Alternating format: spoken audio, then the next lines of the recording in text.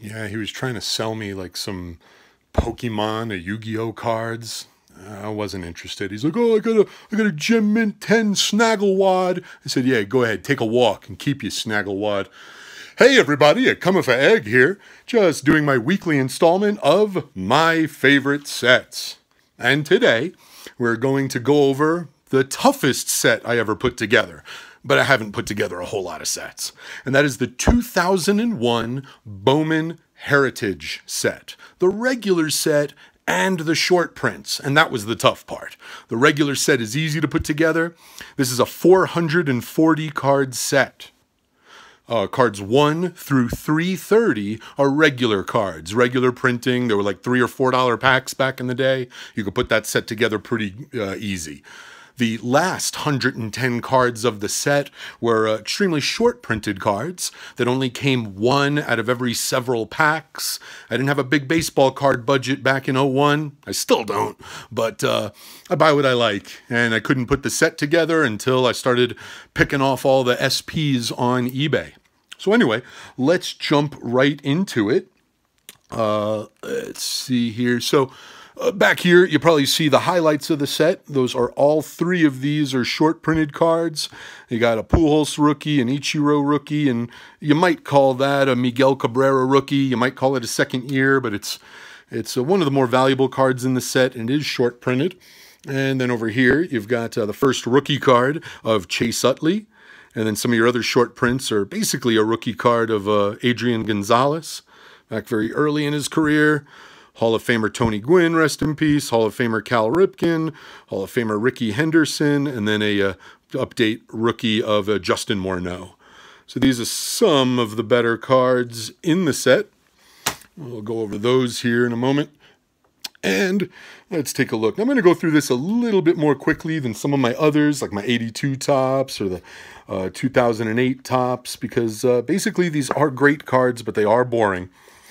So just kind of going through this. You got some great shots of young egg here, Mr. Bartolo Colon, young skinny man there. Card number 1 is Chipper Jones, of course, and then there's the man right there, Mr. Jeter. Nice to have 2 Yankees on this front page.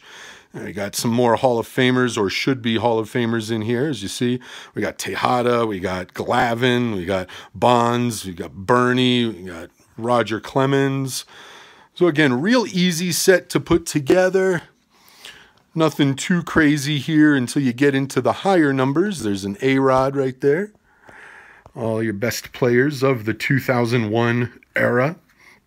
Take a look and see. Got a Fu Manchu mustache there on Carlos Beltran. Any empty spots you see in the binder are because of these cards here. I don't like putting a card that's like worth over 10 bucks in the binder. I just don't. I'd rather put it in a case and not have to deal with it. I'm not going to go through all of these, but you see kind of a very bland set. A lot of these cards, you have to actually turn them around to see who the player is. You might not know just from looking at the card, and I kind of dig that. And at the time, I was getting kind of big into TTM autographs. And at the time, in 2001, these were about the best cards you could send for TTM autographs because they're great. They're black and white. Any color Sharpie turns up really nice on these cards. If a guy had a rookie card, it didn't have that dumb RC insignia. It just said either exclusive Bowman Heritage rookie card, or like on Ichiro, it just says Bowman Heritage rookie card. Bowman Heritage rookie card. Now, quit looking at my Pujols. I'm going to go through some of these other cards here. And we'll see that this really was a great set. We're already 210 cards into it. There's Mr. Galarraga. I really do like these cards. They're just sharp-looking cards. I liked opening these packs up. There were gum in these packs, but the gum was wrapped in its own pack, so it didn't ruin any of the cards, and it was really good gum. It was just super sugary gum, and it didn't fall apart and break apart. Remember this guy, John Rocker? Remember he was talking crap about New York and something and blah, blah, blah. But at the time, I was making headlines. We'll see here, this page has a lot of rookies on it. Again, you can tell by the little rookie insignia. Insigliere. And this goes here real quick here. These were kind of hard to pull. These were stadium seat cards, and they don't go for much at all. If you want to buy some of these on eBay, with a $5 budget, you can get most every card in there. The Phil Rizzuto, I think there was a Stan Musial, and a Yogi Berra that are like not commons, but the rest of them are just kind of considered commons, and you can pick them up in probably like a $2 box at the card show or whatever it might be. Now you might start to notice that some cards are getting missing here. This card pretty much is the end of the regular set. You know, that's a set for about 25, 30 bucks. But then it becomes a more expensive set when you start with this card here, which is a 331, and now we're getting into the short prints. So these are short printed cards. The ones that I didn't have, I had to pay like $2 or $3 a piece for.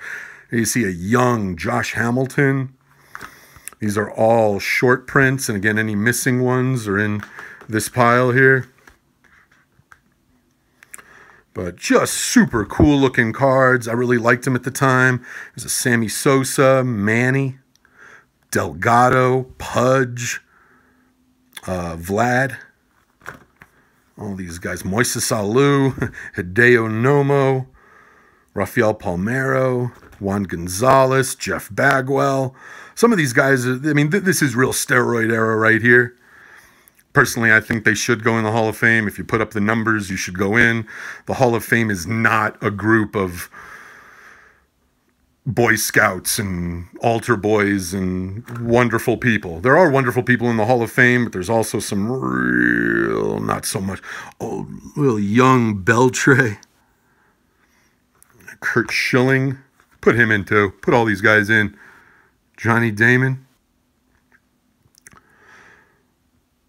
David Cone, Klesko. I was a Cone head for a while. I think I said that in another video. Phil Nevin.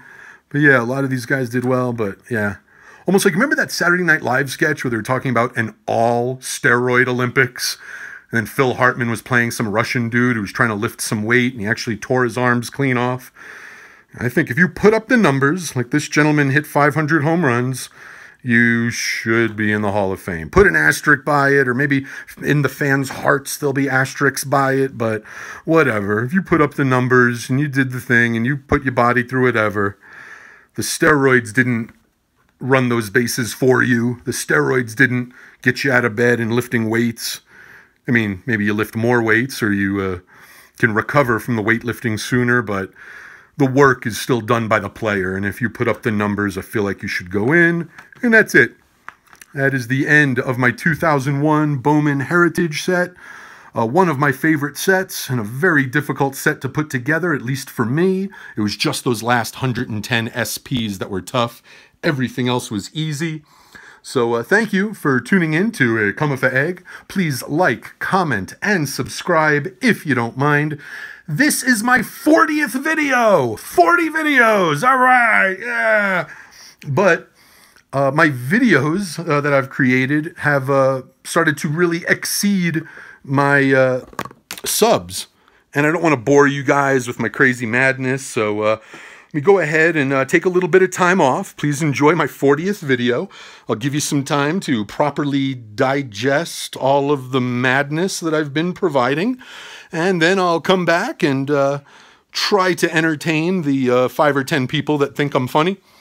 And I want to wish everybody a very happy holiday season.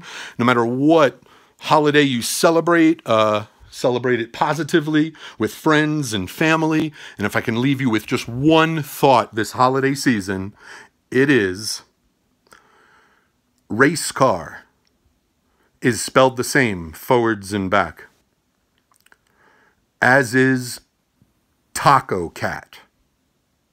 Goodbye, everybody. Goodbye.